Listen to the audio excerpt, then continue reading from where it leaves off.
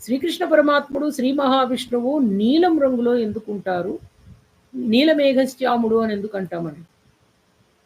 శ్యామమోహన మామవ పావన, శ్యామమోహన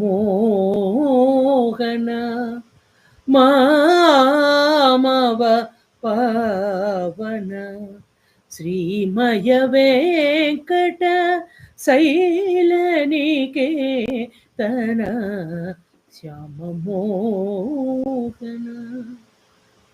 నల్లనివాడు పద్మ నయనంబులవాడు అంటాం.